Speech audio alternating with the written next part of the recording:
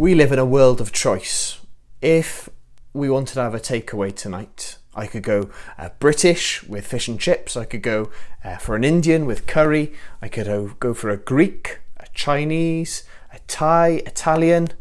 Or say I wanted to watch a film with the takeaway. I could go on Netflix, Amazon Prime. I could just see what's on the TV. I could go to my DVD collection. There's so much choice. We live in an age of choice. The thing is, people try and approach their spiritual lives in the same way, picking and choosing from all this choice. But the first commandment from God here in Exodus 20, as he speaks to his people, is this: I am the Lord your God, who brought you out of Egypt, out of the land of slavery. You shall have no other gods before me. Now you may think, what a restrictive, overly sensitive and jealous God. Why should I restrict myself to one God? Can't I just pick and choose? I mean, I like some parts of Christianity, but this part of Buddhism is cool and this part of Hinduism is nice. But see what God is saying here at the beginning of the law. He's saying, I am the Lord your God, who brought you out of Egypt, out of the land of slavery. You see, this is the God who cares for them. He alone has saved them. He has a plan for them. And remember what we said last week. Remember why the law was given.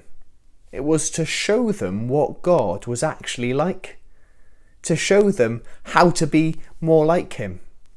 You see, they weren't saved because they kept these laws. No, they wanted to live like this because they'd been saved. But why start with this command? Well, it's because you can have the fervour and the faith, but in the wrong places. You could follow laws 2 to 10 in a certain way and be doing it for the wrong reasons. Everything needs to be done through the filter of who God is. Without this first commandment, the rest doesn't make sense. Could a moral law like this even exist without a divine lawgiver?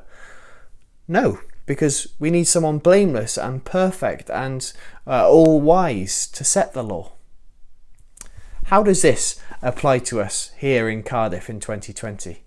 I mean, you can see why the people of Israel needed to be reminded that there was only one God, because they'd lived in Egypt and they'd been surrounded by false gods and idols the whole time. But us today, we don't have idols. You haven't got a wooden carving in your kitchen today that you bow down to, do you?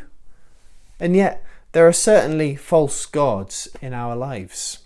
Martin Luther described false gods in this way. A God is who we expect all good from and to who we take refuge in all the stress of life. Whatever you set your heart and put your trust in is actually your God.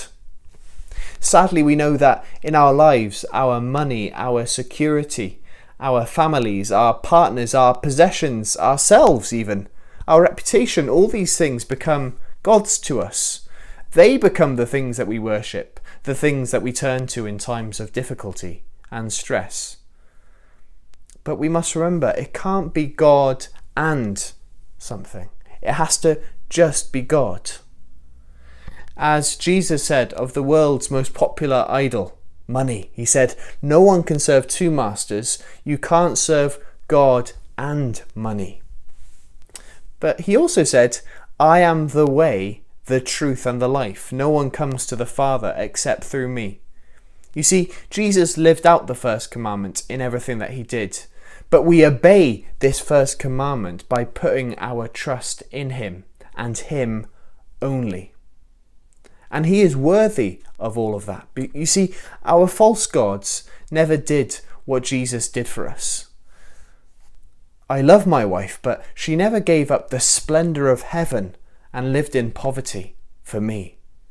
My money never lived a perfect life of obedience. My job never died on the cross. My family never rose again. My reputation doesn't sit at the right hand of God and pray for me. But Jesus did all these things and more. So here is the call of the first commandment. Let's forsake everything else and have no other gods before us, apart from the true God, who we can know in Christ Jesus today.